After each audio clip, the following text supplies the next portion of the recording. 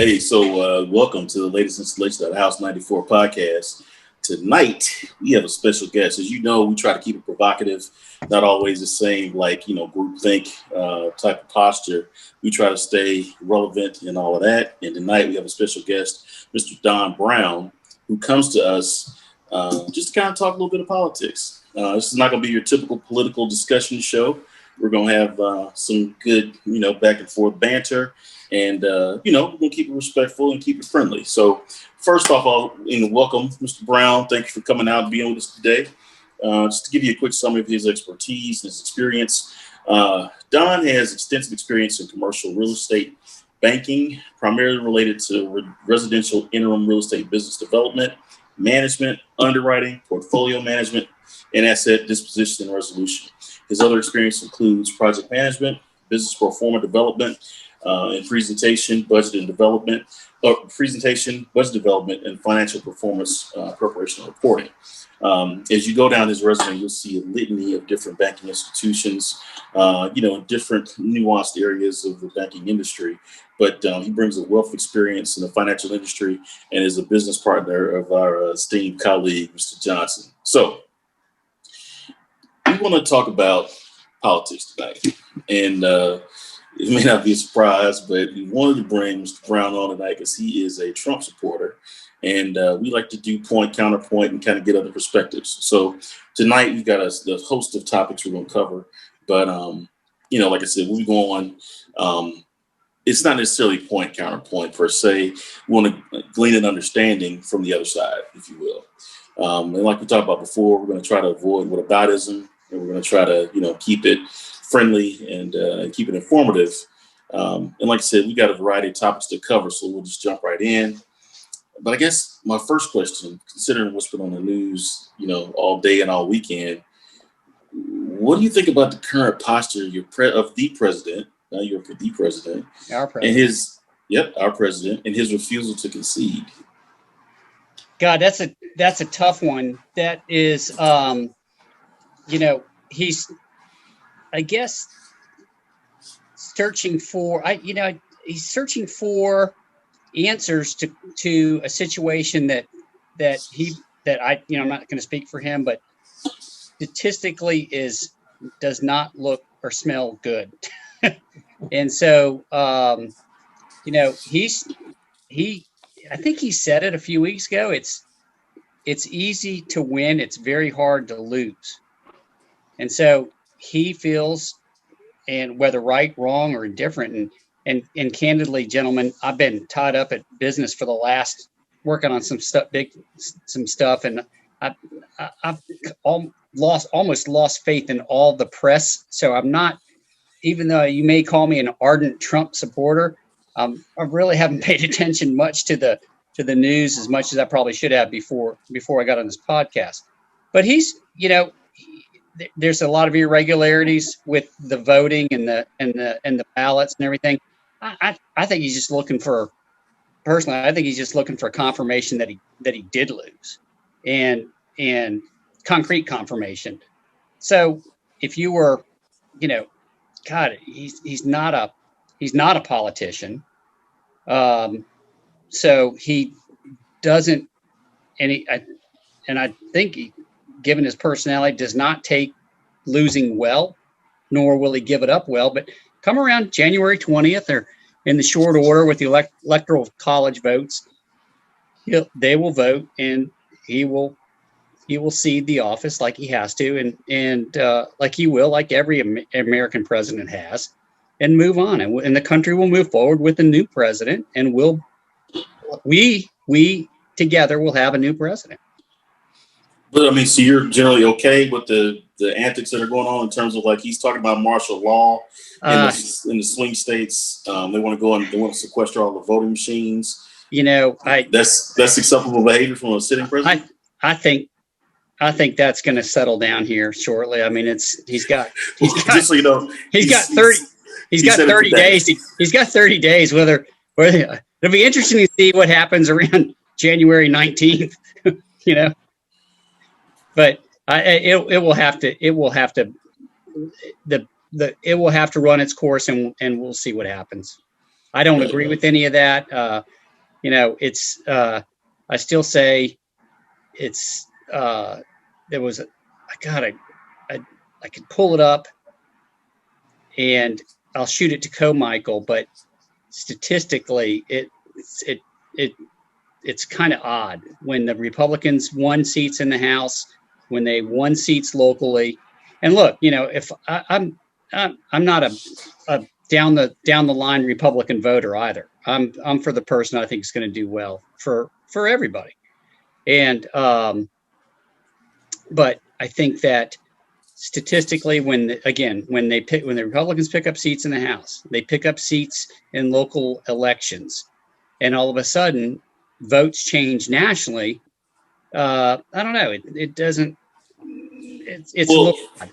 One thing I can say is the Republicans fared better in the election than they did in the polls. So all the polling leading up to the election, we were expecting a full wipeout, including taking the state of Florida, right? Which didn't happen. So I think the Republicans outperformed in a lot of areas, but it shouldn't be too surprising based on the polling that had been taking place. And they changed the polling process from 2016 to 2020 based on how wrong they were before. So they try to be a little bit more conservative in their approach to polling. So I don't know if I'd say it's like abnormality or irregularity. It seems just like the people. I would assume the people in certain states just said they were tired of it. And if you look at Arizona, for example, I mean, he dishonored John McCain on numerous occasions unnecessarily. It's an American war hero. And after doing something like that, and they had a really strong Democrat running for that Senate seat, I mean, it kind of makes sense that he would care that Biden would have carried the state. But yeah, may have. You look at most of the counties in Arizona; most of them went Republican. But you also look at he did trash McCain quite a bit, and so was that? Look, again, I don't agree with everything Trump did or the way he did it. He's not a politician. No, I will visit to say we can't really use that as an excuse. But I would say this. Yeah, I would have left McCain alone. Hey, but Don, you said you weren't a Republican. You wasn't always a Republican, right? You said not down the line. I was always a Republican. He was always a Republican, but okay. Were you a Trump? Did you support Trump before he was president because of his background in commercial real estate? And because you're in commercial real estate, is that one of the reasons why? Oh no. I mean, I think I felt he was the candidate, the best candidate at the time. Mm-hmm. At that time, yeah. And I'll take it. And I'll tell you, right? in when Obama was running, mm-hmm.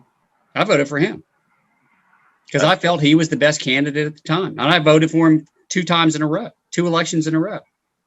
So when you make when I say I'm an ardent Republican, mm-hmm. I am a Republican. But again, I told you that I was going to vote for the guy who I thought was the best guy for the office. Gotcha. And you still think Trump is now? Yeah, I do.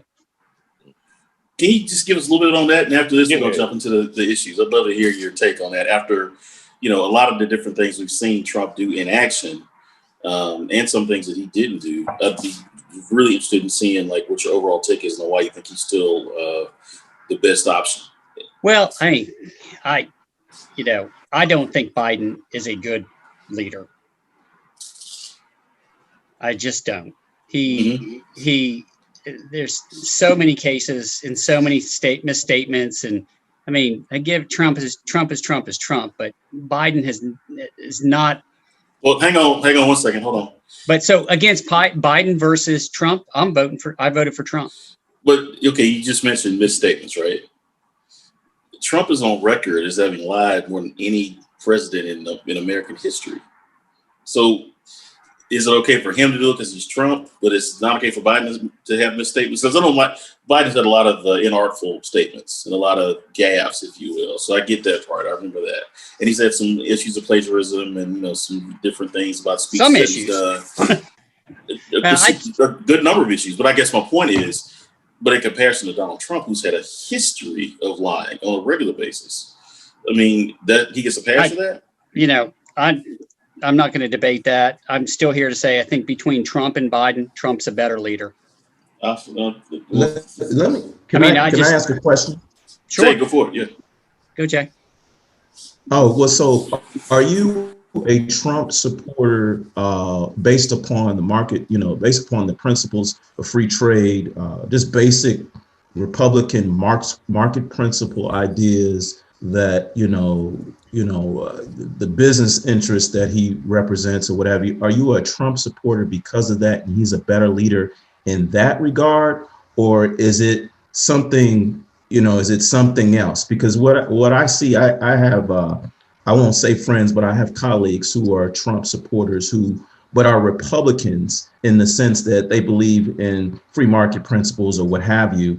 And they don't look at his gaffes. They don't look at his lies. They don't look at all at other stuff. They just look at how he, affects them. And so I'm wondering whether or not I'm not calling names, but I just want to say, are you looking at from a more selfish standpoint of what he has done or what he can do for me in the business that I am? No, I'm not. Mm-hmm. I think the business I'm in now is actually the business that we've transitioned to is a little bit more recession proof, and so I'm not as looking at it for me personally. I think as a leader, I'll say this and then let's move on to the next thing. The guy is unapologetically pro-American.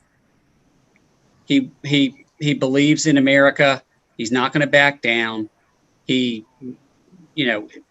made NATO member NATO countries start to pay their fair share after just kowtowing to lip service all those years. He renegotiated NAFTA agreements, right, wrong. You don't know what the effects are on that right now because it takes years to actually get those downstream effects. He stood up to China. China has raped this country's intellectual property, and he stood up to him. From what I've read, and I haven't read a whole lot, granted, but I've read quite a few things. They were hurting very badly until this pandemic hit because of the tariffs and his fighting the Chinese with fair trade and bringing either forcing companies to move out of China, which, for example, Vietnam had. It's kind of ironic. Vietnam had not a ton of capacity, but they had quite a bit of manufacturing capacity in and around Da Nang, which is their big port. You can remember Da Nang and was a big U.S. base before. Well, most of y'all don't remember that, but Da Nang was a big U.S. base, and it had a pretty good. Well, that industrial capacity was absorbed almost overnight. So it brought China down to force them to be a fair trade player, not with just the U.S., but with the world. And I'm sure he tried to do it backdoor and hey guys, we got to do this and we got to do that. And many presidents have. I mean, Republican and Democrat have placated the Chinese. He actually stood up and fought for it, brought some jobs back. Don't know what's going to happen now, 4 years later or 2 years into it. I know it was hurting the Chinese economy, and hopefully it was bringing them to get to a better agreement. But then this pandemic hit, and so it's changed. Biden will be president. Don, when you say pro-America, he's all the way pro-America. Is pro in the things that you described, is that really helping Americans, or is it just making us bullies? Whether you're standing up for what you believe is right, and is there a new world order where you have to get along, you have to step lightly with these countries that are blatantly taking advantage of the United States. I think if he stood up to China, yeah, I mean, he's pro-American. He's fighting for, companies to retain their intellectual property instead of it being wiped out in front of them on a manufacturing line that's right next to theirs, which is exactly what's happened over there. And so it's. Well, I mean, the only thing I would say on that one is the tariffs, I think, were set up not based on trying to protect intellectual property. They were just set up because he talked about the trade deficit with China, and he wanted to equalize that by punishing China by putting on the tariffs and forcing people to buy American goods. And I don't really know that the jobs came back from China because, the manufacturing sector is gone and it's not coming back, just like coal's not coming back. But there's no need to argue on that point. The question I would have when you say pro-America and he stands up for America all the time is, what about the relationship with Russia? We've got right now the largest cyber attack that's ever happened in our history. We had the bounties that were put on American troops overseas. He said nothing about that. One could venture to say that he was not opposed to that election interference that allegedly took place in 2016. So he didn't, put any sanctions on that. But if you even look at the recent history of actions with Russia, he said nothing. Yeah.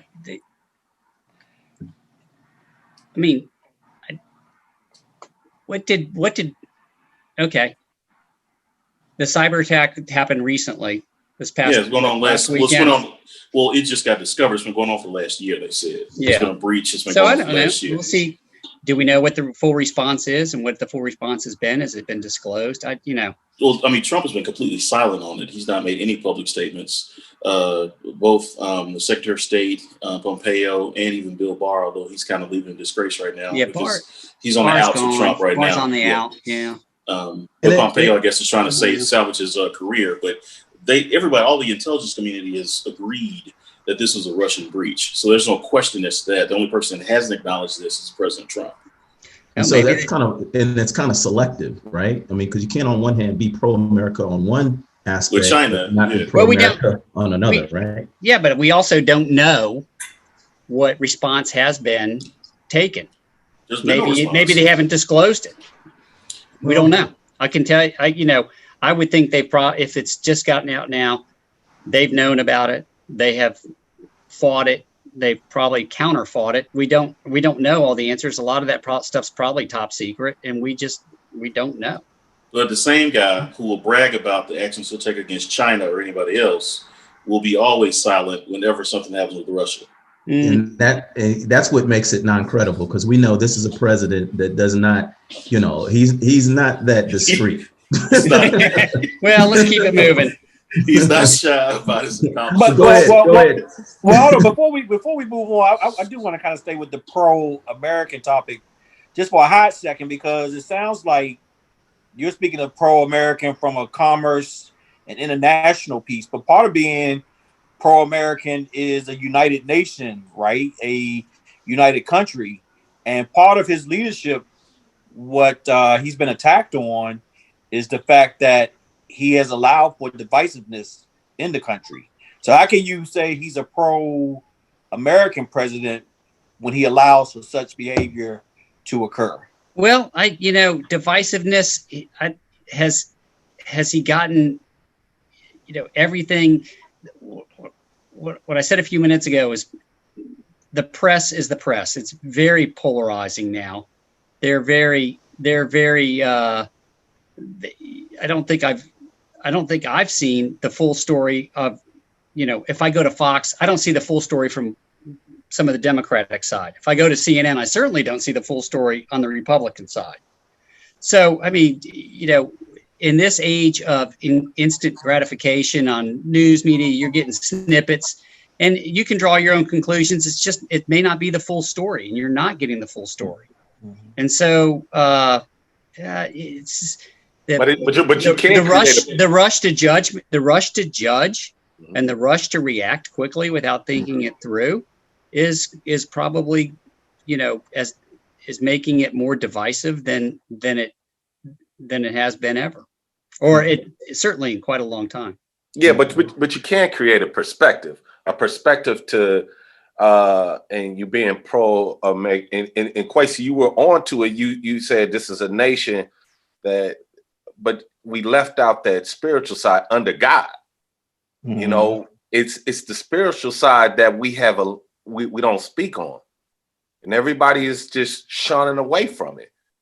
And here we got a president, hell, can't even hold the Bible right. I mean, what? I'm not so sure. I'm not so sure that's I mean, what it is. but I mean, but the movement away, the movement away from, I don't know, a moral platform or hey guys, let's treat each other better platform has been going away for a long time. He definitely did not create that. You are correct. He definitely did not create that. You know,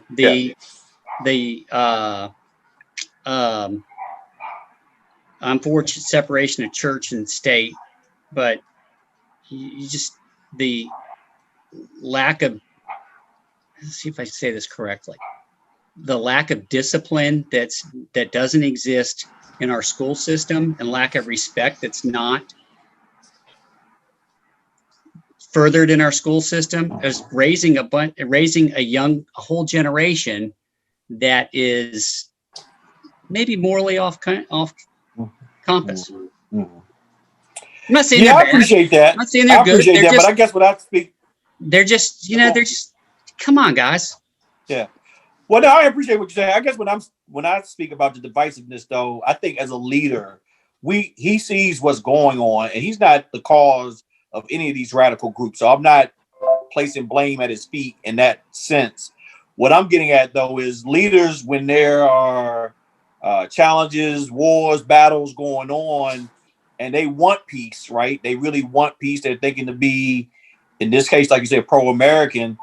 A leader will step up and just say, "Hey, look, let's squash it." And we've seen that in not in its entirety in this Black community, but you can use an example like gang wars, where you have gang members or gang leaders who put to bed their differences. And so, at any point in time, as a leader of this free country, right, he had the ability to stop any kind of madness in terms of just suggesting some level-headedness, some sensibility, and some level of peace. Well, maybe, you know what? Maybe he did, and it wasn't reported that way. You don't think they would have reported that about Donald Trump? I think that'd have been news one. Well, That would have been news one, definitely. I think, part of his speeches, part of his talks have been taken out. They've only reported part of it, not all of it, and it's the report. Well, it's the part that they want to Don, report to further their agenda. And I'm not just saying. Hold on, let me finish here. It's just not Fox. I mean, it's both sides, and so it's a very polarizing press corps or press groups that we have now, and news groups that we have now. So, I've not met him. I think that he would want this. He wants this country, as the president and as himself, to be as harmonious as possible. Has the results been that way?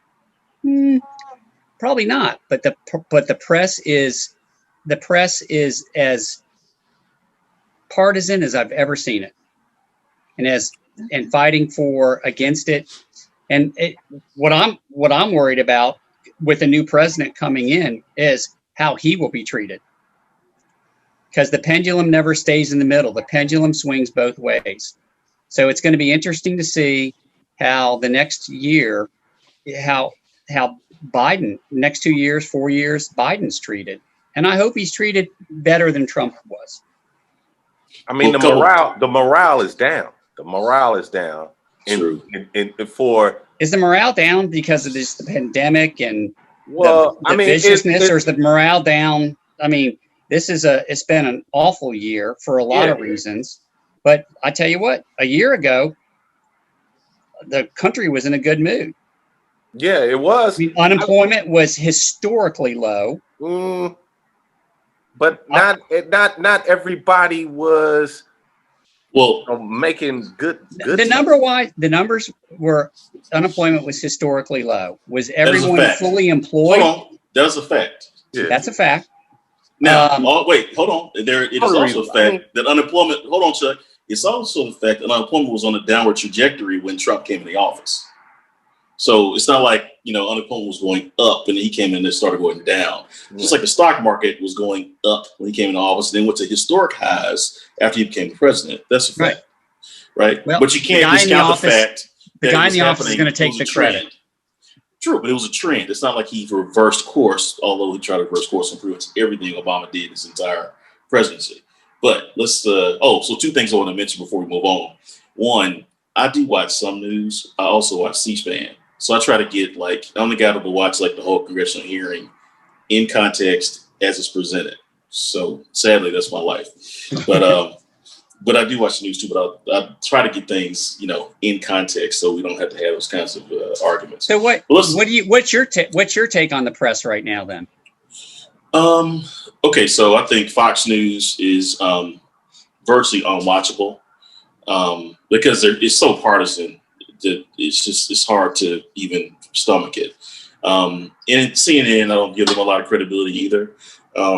MSNBC is also quite partisan in the evening, but I'll give you a note about MSNBC, and I'll show you the difference between them and Fox. All right, so when you remember Weiner, Anthony Weiner, you remember him, right? Yeah, the guy that the pervert. Yeah. Yeah. Mm-hmm. So when Anthony Weiner had his situation, he's like that New York guy, right? Yeah, he showed his wiener. He showed his wiener, and his wife was that woman that worked for Hillary. Huma Abedin. Absolutely. Yeah. Huma Abedin. Right. Yeah. So when that story broke, MSNBC dogged his ass every single night. Every night. I would ask you to give me a single example of Republicans being dogged on Fox News ever in history. They don't do that. They don't do that. I don't know.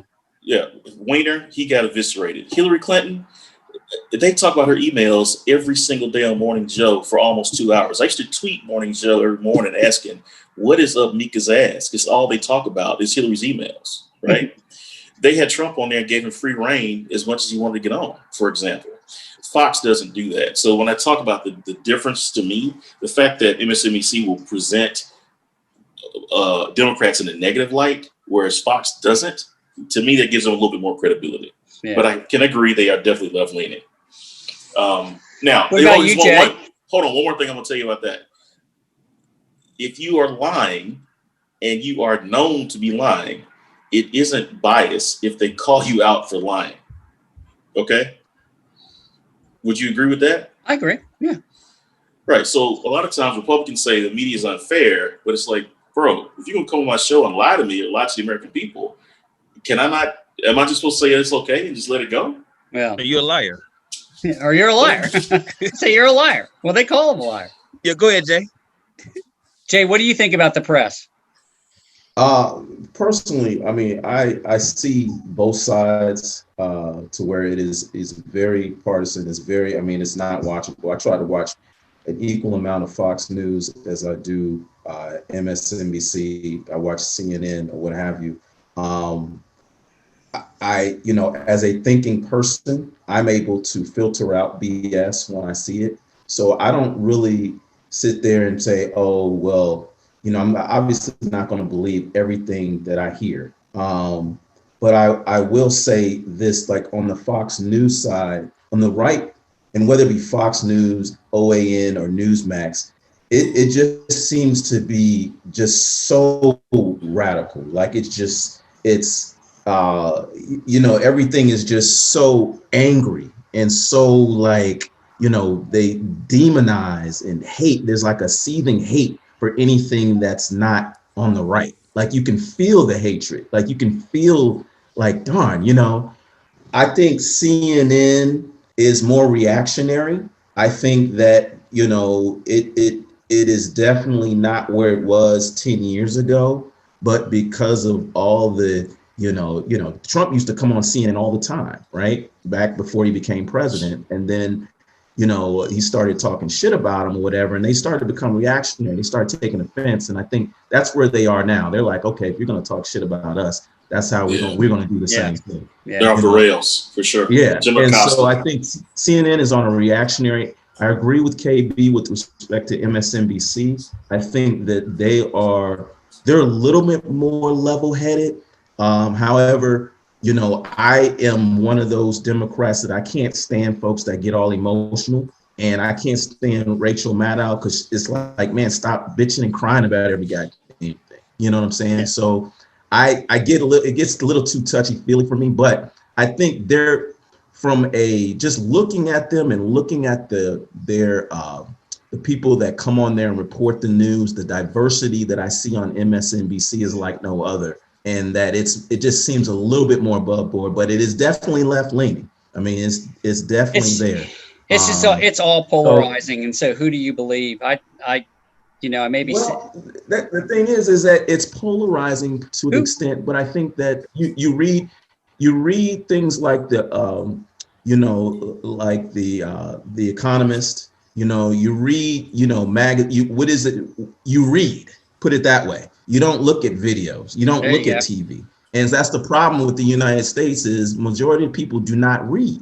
And so if they read more of those line items, the Economist, those things that have been centered down, I think there might be a different issue, a different moral compass in the United States by now. But everybody is, if the right read any person on the right read The Economist, they'd say it's left leaning, and it's not, And that's like that's like, you can't get any more balanced than The Economist, Yeah. So I don't know. Yeah, but I think that's how I feel about it. I think a lot of it has to do with ideology, and there's just two different ideologies that seem to run concurrent in the United States, and obviously the news kind of falls in line with that.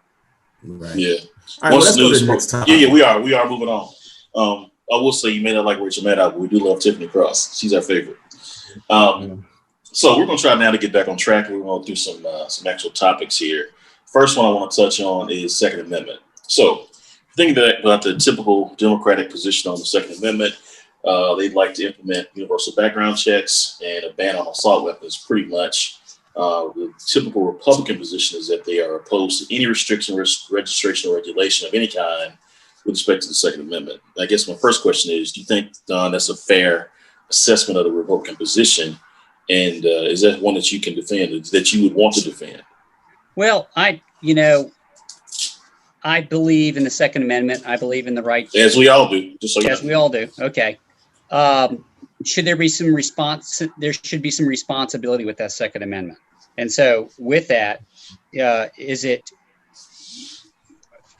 legislating assault rifles going to take away assault rifles?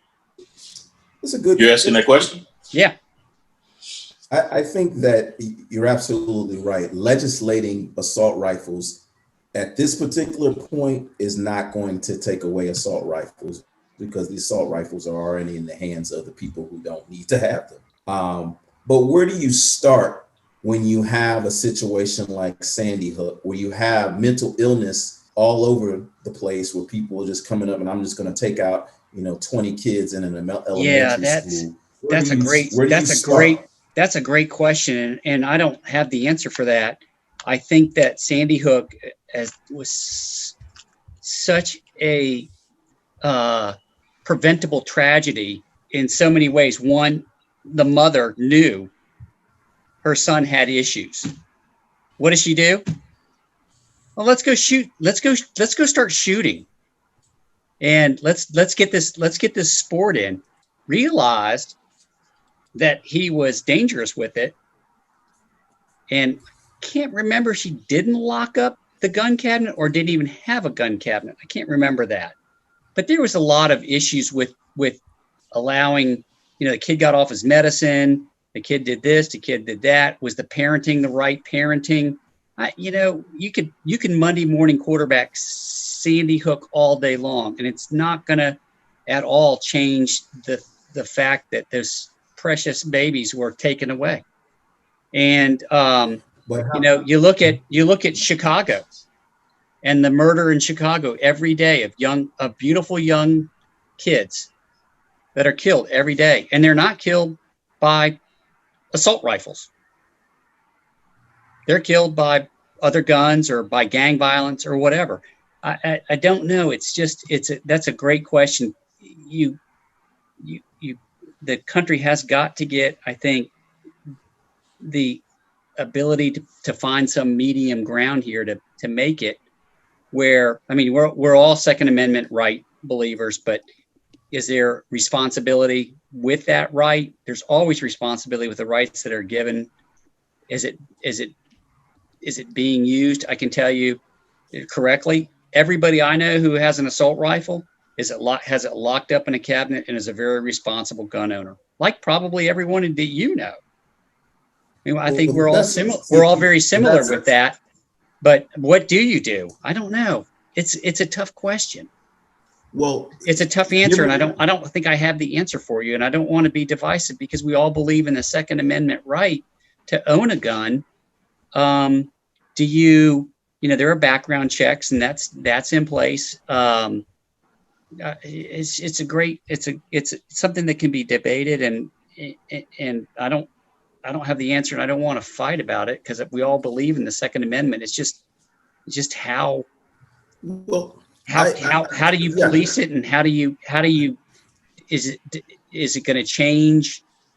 I don't know. I'm open to hear what you think. Well, here's the thing. We're a country of laws. We legislate everything, right? I mean, that's the whole point of having a Congress, is to pass laws to protect, right?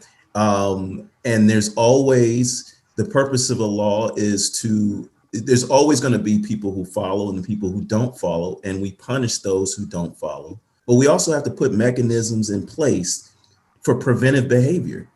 And I think that the NRA and the other, there's so many, organizations who they have so much power and, in lobbying control in Congress, where they prevent, really good legislation from being passed to legislate preventive behavior. And so I guess I'm a Second Amendment lover. I own, carry, whatever, but I cannot get with the fact that, we do nothing, because Sandy Hook isn't the only issue. I mean, we were having problems with kids getting killed way before Sandy Hook. It was in the 1990s when Columbine occurred, when I was right out of law school. That's another preventable tragedy when you're, again, parenting, when your kids are dressing up in black and putting on black long coats, putting on Gothic makeup every day, and you're not interacting with your parents. You've lost that moral compass.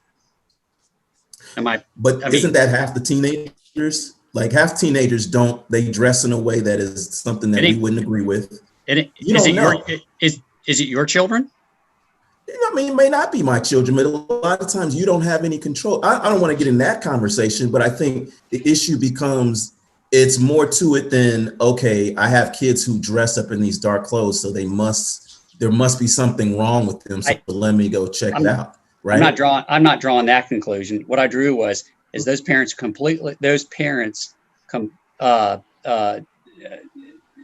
did not interact well with their children, did not know what their children were doing. I mean, how many children do you have, Jack? Two. How old? 11 and 16. Okay. Co, you have four. 4 boys. That's right. 4 boys. Carl? I got one daughter. She's 15. Fun times just about to begin. Big fun. So I have 3. I have a boy and 2 girls, and they're 24, 21, and 18. And I mean, they may not. I know my youngest one didn't like to be around me this last year before she went to her freshman year in school, but she was around me, whether she wanted to be around me or not. Mm-hmm. And so, you got to parent. You've got to be involved in their lives. You got to, Co-Michael has all his 4 boys in soccer all the time. I was involved in some sports with my kids, and my youngest did competitive dance and stuff, and my wife was involved with that with my youngest daughter, and you know, it's parenting. But what about? Well, let me ask a question real quick, Crump. So what do you think about the different ideas they've been floating around about having some culpability for the parents and potentially prosecuting parents for kids to do things like that? Like the lady in Illinois drove her son over to Wisconsin during a rally, and he ended up shooting some people, killing somebody. Do you think she should be held responsible for that? That's a great question. That's a rabbit hole that it's going to be tough to answer. If he's under 18, I think. What do you think? Do you think she should be held responsible? he was. He's under 18, so yeah. I think. He's under 18. I think that's, Yeah, He's under 18, then she should be. Then that person may be an accomplice, or she certainly aided and abetted, didn't she? I think that's part of gun ownership. I think that gun ownership should have responsibilities. Yeah, it's Just like driving a car or anything else. Absolutely, it's just like driving a car. It's just Should be. Should be. Well, you have situations that, let's speak to other than what occurred at Sandy Hook. Let's speak to Las Vegas. Yeah. Right. Let's speak to what has happened in Aurora, Colorado, where you had persons who are adult males who, so these aren't the only instances. And my point is that there's got to be some preventative, at least something out there. We can't just, because by the nature that the United States has more guns than people than any other country, then by nature we're going to have and continue to have gun incidents. So I just don't see this kind of do nothing, say nothing, forget it, and wait till the next incident occurs. And that's the only reason why I agree. We have to have some type of legislation. I mean, the process. Let's see what the legislation comes up then. The process of getting guns is way easy, and I mean, in certain states, it's way easy. And even if you don't go through the process, getting a gun on the street is way easy. So I don't know how you gonna regulate that. Yeah. Good point. You know what I'm saying? So yeah. So I mean, we trying to knock down a brick wall right now with our bare hands. I get it. Only thing I can say, wrapping this one up, is that if you think about those instances that Crump just brought up, if you did have an assault weapons ban, he might have come after him with a knife or something because those guys are crazy, but you would have killed less people. So moving on, let's talk about tax and fiscal policy. My favorite.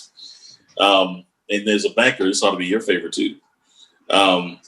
So typically, Democrats would like to seek, increases on taxes on the wealthiest Americans and then closing tax loopholes that are, typically used to evade taxes on a legal basis, and would usually look to infrastructure spending and things of that nature as a method to kickstart the economy.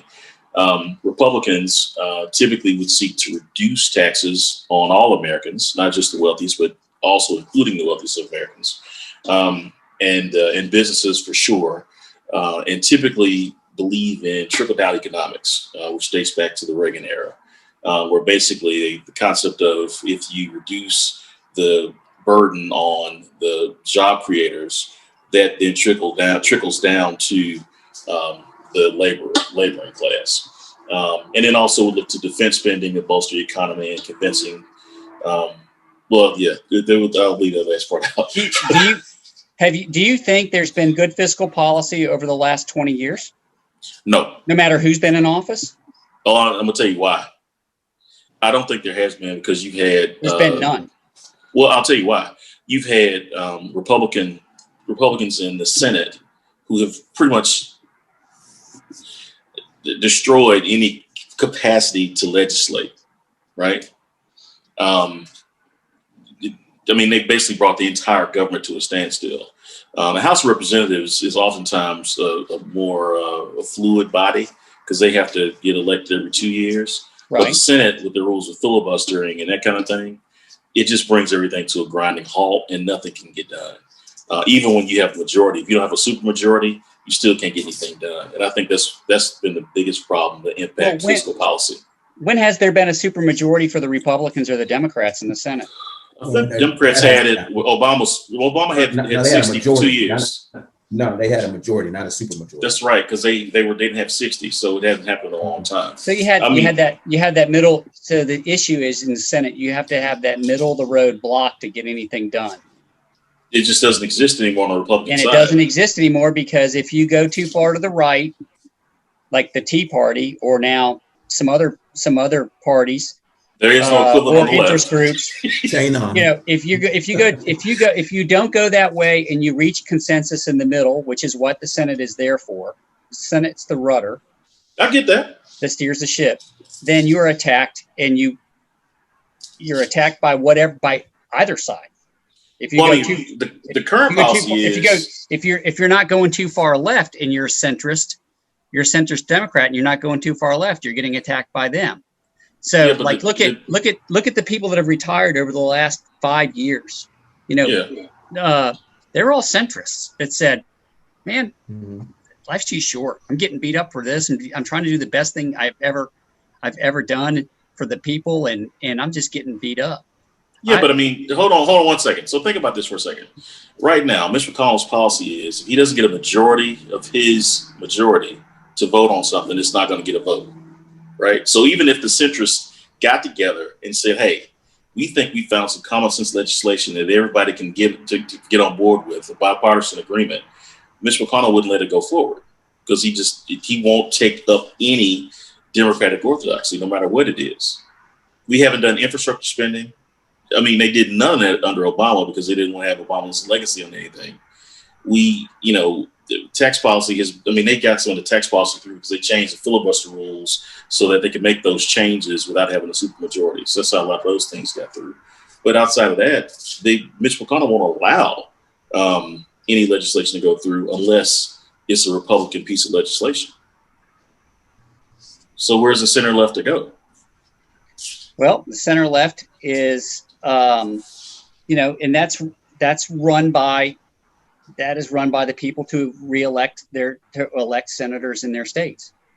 So, I mean, Mitch McConnell's agenda or the Republican agenda in the Senate is that. I can't change that, and I'm not going to debate it. The House, the House went more Republican than expected in this last election. True. So it's going to be a challenge for Pelosi to pull it together. Maybe Pelosi was going too far left. I don't, the impeachment process, the impeachment proceedings, that may not have played well with everybody with bigger things going on. I don't know. The impeachment, I think I will tell you. They were trying to impeach him for jaywalking, honestly, and I don't think they raised to the level of taking the president out of office. What I think they should have done, they should have taken the Mueller report, which gave them a blueprint for how they should have gone about the impeachment process. Mueller figured that he would hand it off to legislators who would actually do something with it. Bill Barr looked at it and said, nothing to see here. And the Republicans said, I don't know what you're talking about. I hadn't had time to look at it. Yeah. And it just died on the vine. So, I mean, many people have said there are a number of impeachable offenses in Mueller's report. I think the last person that wanted an impeachment was Nancy Pelosi, but she went along with it and it didn't end up right. You are correct. And so I'll give you this perspective from a guy that moved away from Washington, D.C. Yeah. That group, the people that are elected into this House and Senate, if they continue to be elected and they were either businessmen or lawyers or, whatever, lawyers or businessmen, or may have been local politicians that have been elected to a higher office. Once they get to Washington, D.C., they don't want to leave because it is a great gig. It is a fantastic gig. You don't have to worry about making payroll. It's made for you. You got great benefits. You don't have to worry about this. And then, I never knew what a recession was until I left Washington, D.C. because there was never a recession in Washington, D.C. There's always money rolling. Right. Chuck, you always money rolling. You may have been a recession. You may have called it a recession, but when I moved out of D.C. in the mid to late 80s and hit the first recession from the S&L crisis, I'm like, what what's going on here? This is real economic problems. It's not turning around in 3 months or 6 months. These people are trying to figure out how to make things happen. And so you get to DC, and all of a sudden, you, like, for example, people from Georgia, they are usually on the Armed Services Committee. Why? Because some of the largest bases Fort Bragg, in this country, Fort Benning, yeah. Oh, Fort Benning, we're sorry. Yeah, Fort Benning, and then you have the Fort Jackson. Is it Fort Jackson? No, that's in Columbia. You have the fort over in Augusta, which is now the new the base of the cybersecurity or cyber warfare. Yeah. And then you have Savannah, and then you have Benning down in Columbus.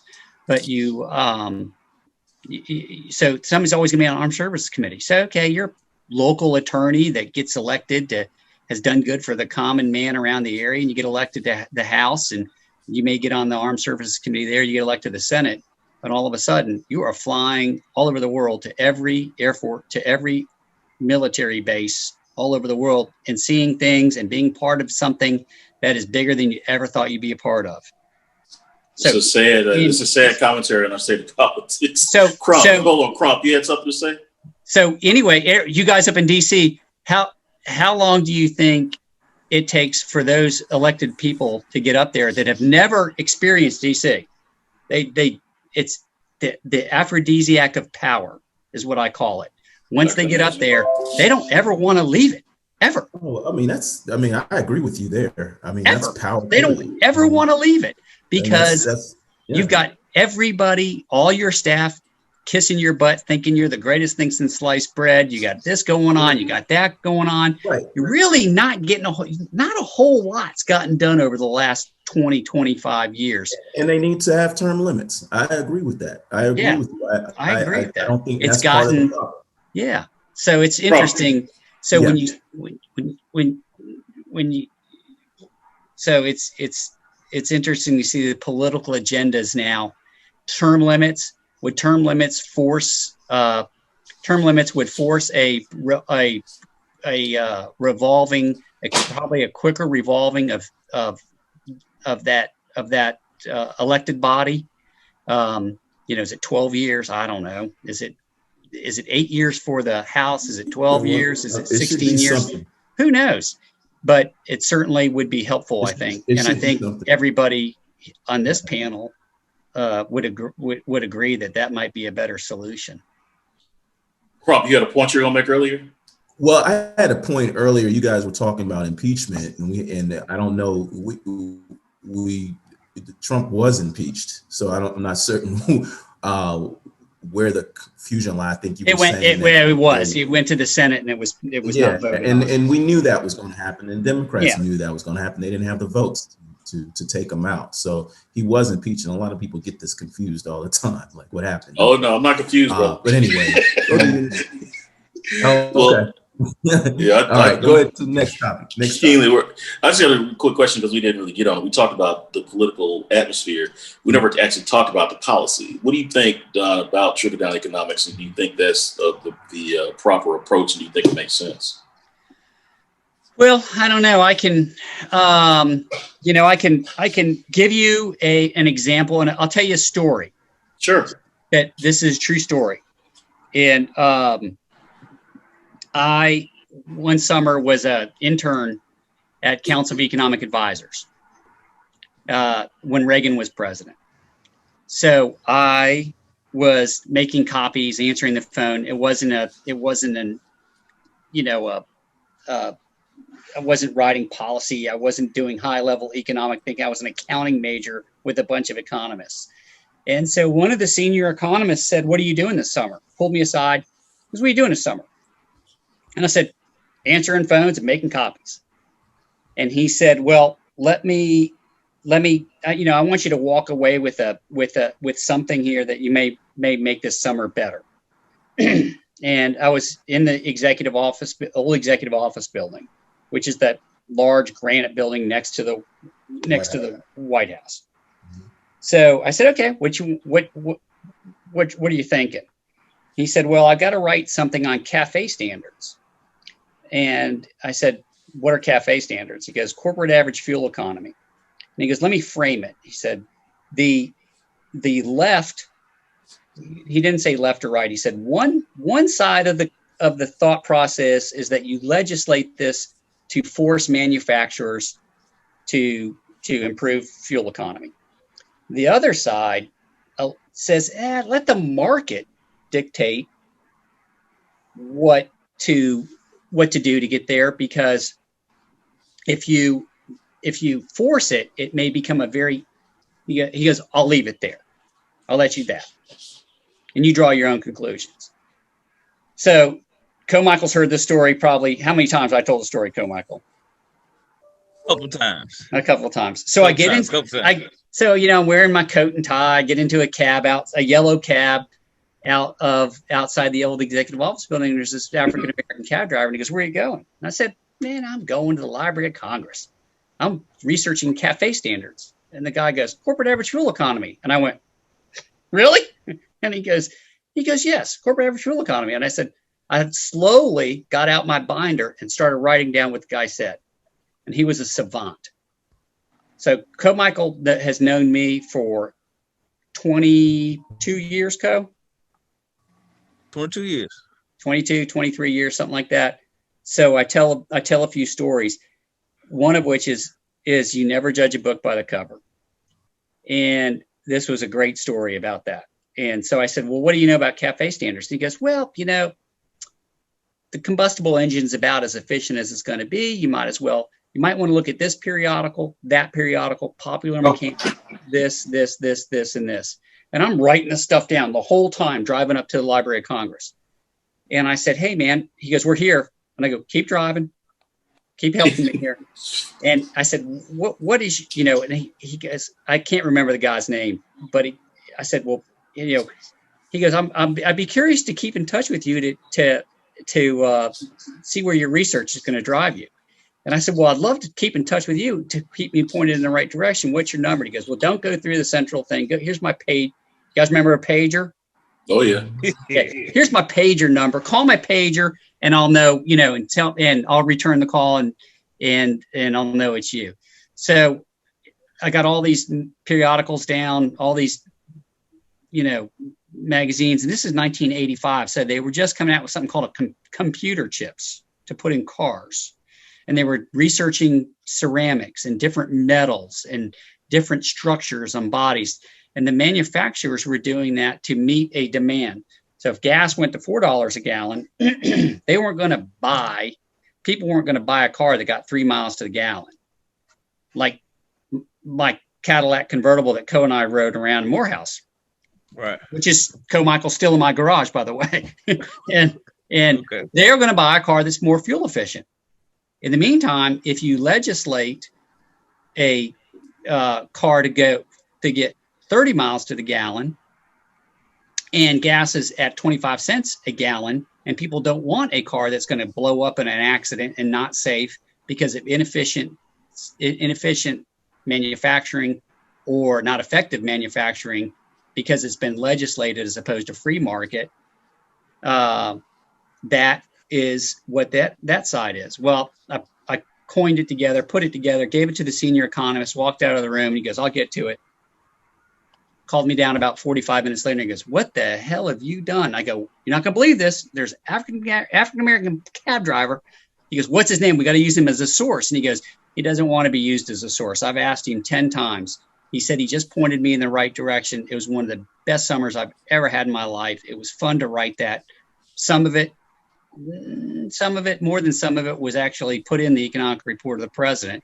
So an accountant actually wrote some of the economic report of the president. But so wait a minute. But it was a great experience in that not only did I learn from a man who was extremely smart, and I didn't get into personal reasons why he was driving a cab. Maybe he was a retired government employee. Maybe he was a retired something, and that's just what he wanted to do, and wasn't my business. Didn't ask, he didn't offer.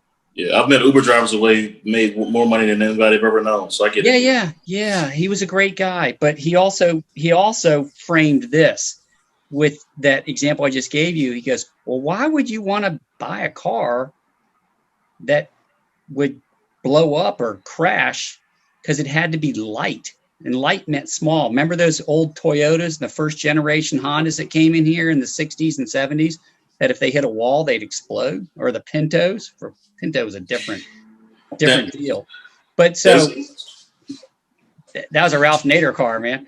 And but so I learned that the free market in that from this humble, unassuming cab driver showed me that free market, more so than listening to all the stuff over here, over there, if you could make if you could react to the market and make something that the market would accept, and you could react quickly, that it's a much more efficient method for improving manufacturing and providing expansion opportunities in the workforce. Right, but on the flip side of that, let's say when our president suggested that we use Lysol and bleach as a COVID cure, he said it. I saw the whole interview. He said, maybe we could use bleach. You can test that. We can test these things. When he said that, let's say those are run on the market to buy bleach and Lysol as a cure. The market might have exploded, but that doesn't mean that's the right thing to do, right? Well, I mean, you use bleach. I guess the point you would use bleach and Lysol and whatever to clean things. I don't. He meant to clean the lungs. No, he didn't. No, that was taken out of context. You do know I watched that whole interview, like the whole thing. He did not say drink bleach. He said maybe you could inject it in the lungs and it'll clean them. But my point I'm trying to make is, anyway, I watched move the on. whole thing. I watched the whole thing. So, we can't say those taken out of context. It is what it is. Now, all I'm saying is the free market, though, I don't think that's always the best approach, because when there's a profit motive involved, there is no altruistic spirit that's going to say, we're not going to burn down the environment. We're going to poison the water, because we got to have a certain share price. And if we have to add these additional controls in place and freeze our emissions or whatever, or control our emissions, we may not be as profitable and our share price won't be as high. That's also the free market. But those things aren't necessarily the best thing for the economy, or for in that example, the environment. In the original question, I was asking about tax policy and trickle-down economics. And I just want to get a feel for your take on if that actually works. Well, I think that it does work. I think, you've seen many businesses go from garage-based to multi-billion-dollar corporations because they've had the ability to react to the market quickly. So do you think I think trickle down? I mean, look at Amazon. Amazon started in Bezos' garage. Well, you know what his first innovation was? The internet? What? No, his first innovation was go get some tables, because they were tired of bending over, hurting their backs, picking up books. I get that. It made them more efficient. And he always said, and I'll just paraphrase it. Well, today tomorrow will be a better day than today, because we'll learn something from all the mistakes we made today. Got it. Well, I mean, I think Amazon is a great example. There's nothing in government policy that made Amazon a better company. Amazon grew because of demand.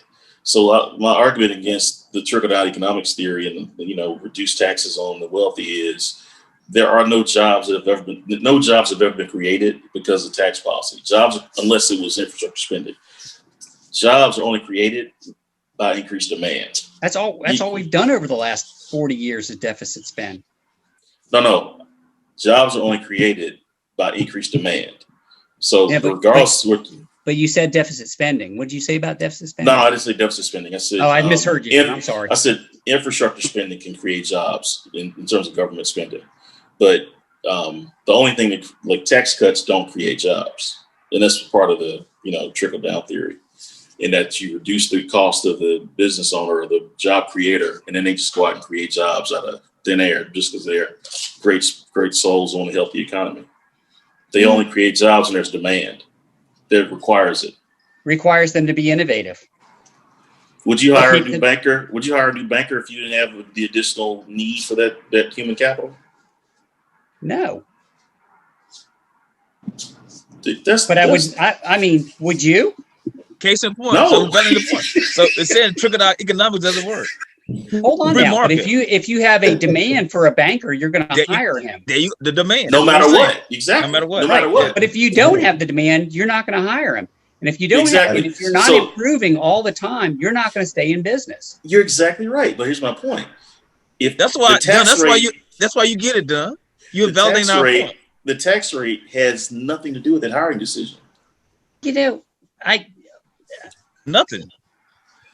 Think about this for a second. Think about this for a second. If you have a shoe store, right, and you've got a line down the street of people that are trying to buy shoes, you got 2 salespeople, and you're like, Jesus, I got 4 cash registers here. I need to bring in another person because I need to sell some shoes.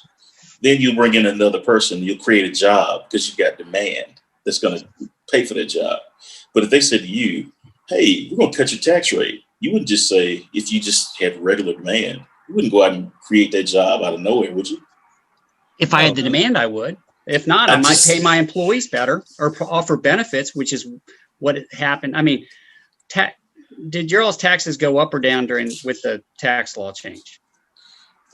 My taxes, I believe, went up this year. But So did mine. I'm not a wealthy person like you guys, so I'm a wage earner. I'm not. So I'm not subject wealthy to the either. whims. I'm not It makes- Co-Michael. No. Nobody's go Michael. Nobody's When they changed, Co-Michael. when they changed the withholding, that's what got me jacked But up. I to think, change but withholding. I think that it, if you reduce the corporate tax rate, you are certainly helping out. And I don't know how material it is. It depends on the corporation, but it helps out their balance sheet and in order to make those decisions on how to expand or deploy their capital better. The only tax- place, Lines the pockets of the CEO. correct. I mean, that's all it does. You know what? I think there are a lot of CEOs that are very selfish. I think it's horrible. I think there's horrible what some CEOs are being paid for to fail. Yeah. And to allow corporate boards to allow that to happen is awful. It is. I mean, it's a fact of what's been going on for the last 20 years. Is that guys are running companies in the ground, running them very inefficiently, and not succeeding, and then they get a bailout package of $20-30 million. It's sickening. It's sickening. It's awful. It's awful. Now, one thing I'll tell you about that is that I would only agree with cutting corporate taxes is if they would increase minimum wage to as an offset. So if you increase that human capital cost and then you lower those corporate tax rates to kind of offset that, I think that'll be a good partnership. Could you agree with that? Or you increase your staff's wages, which is what some companies have done. I'm not saying every company. Well, I mean, increase your staff's wages. I'm saying that that's the thing that the government could do to support the increase in that pay for your staff. Yeah, the minimum wage is,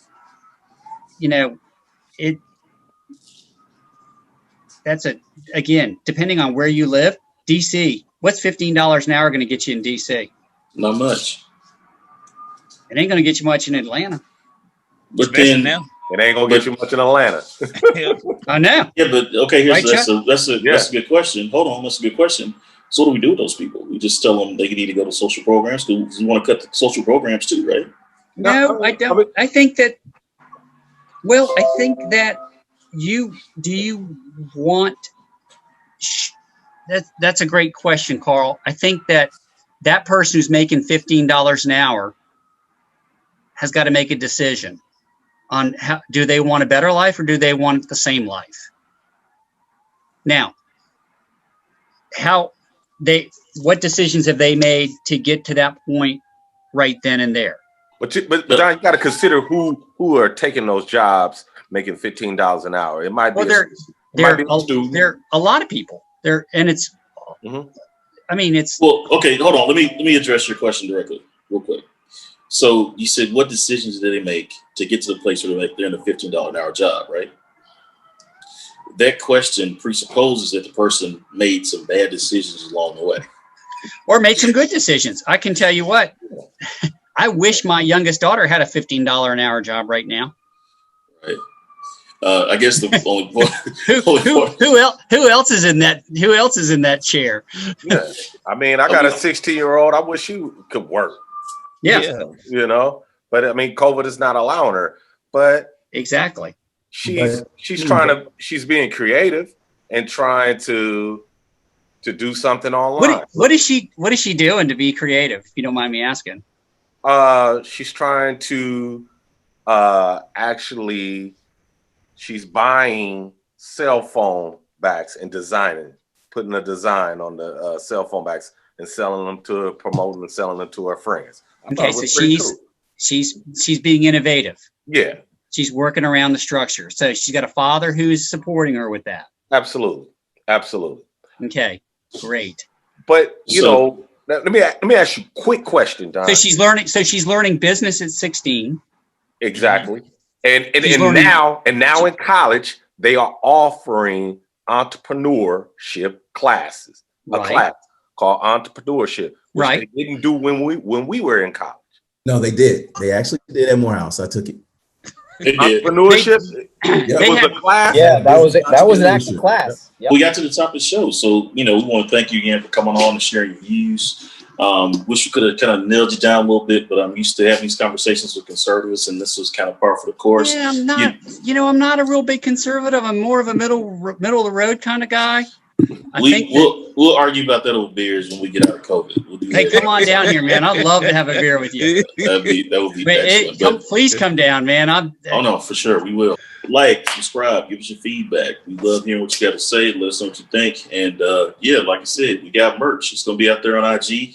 Check us out on Instagram and go get the House 94 gear. So until next week, thanks. We are out. Peace. Now carry on.